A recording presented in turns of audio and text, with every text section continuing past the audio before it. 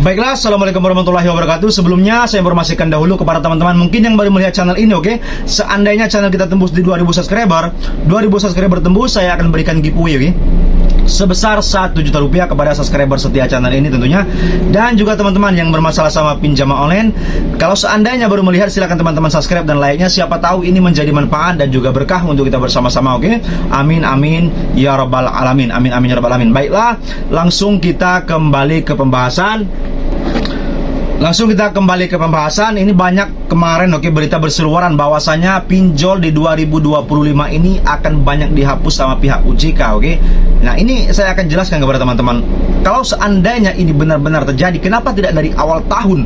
Kenapa tidak dari awal tahun, dari bulan Januari 2025 mereka mendepak ataupun membubarkan pinjol, oke? Menghapus atau mencabut izin pinjol dari pihak OJK. Tetapi nyatanya sampai saat ini tidak ada satupun pinjol, 97 pinjol resmi OJK itu tidak ada satupun yang diusir ataupun didepak sama yang namanya OJK.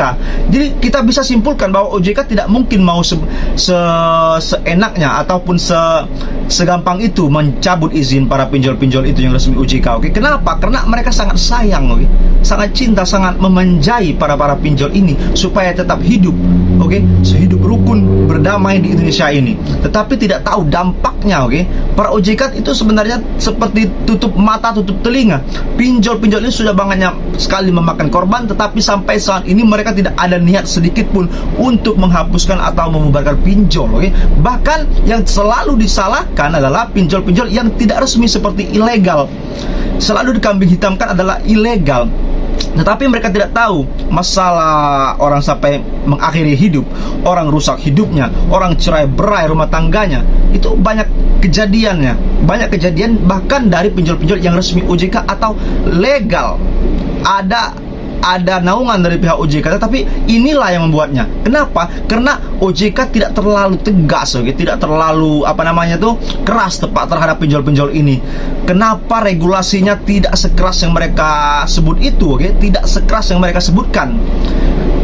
Para nasabah sudah muak, sudah jengah, oke? Sudah sangat-sangat muak dengan para tagihan DC-DC pinjol yang mengintimidasi, yang mengatakan melarikan uang perusahaan, bahwasanya mereka terganggu. Banyak sekali teman-teman selalu mengatakan sangat terganggu dengan ancaman-ancaman DC pinjol yang awalnya mungkin mereka sangat berniat mencari pekerjaan, mencari uang untuk membayar atau mencicil hutang-hutang mereka. Tetapi dengan adanya intimidasi, teroran, maki-makian dari para DC pinjol, akhirnya mereka tidak mau lagi membayar. Banyak saya ketemukan hal-hal seperti itu. Saya tanyakan, kenapa bang Anda tidak mau lagi bayar?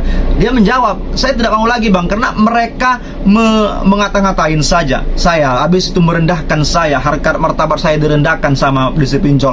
Makanya dari saya saat ini hutangnya berapapun itu saya tidak akan mau lagi bayar mereka. Nah, siapa di sini yang harus disalahkan? Yang salah sebenarnya pinjolnya.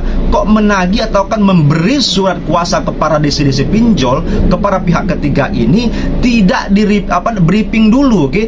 Bagaimana cara nagih yang benar, bagaimana istilah yang berkata-kata yang bagus dan sopan, supaya kalau seandainya terjadi mereka belum ada uang, mereka kalau nanti ada uang nanti bisa membayar. Seperti itu. Jadi ada solusinya. Tetapi karena mereka mungkin ada targetnya juga dari pinjol-pinjol yang menyuruh mereka menagih, mereka yang memakai kekerasan, mengata-ngatain, habis itu memaki-maki, menghina, merendahkan para nasabah.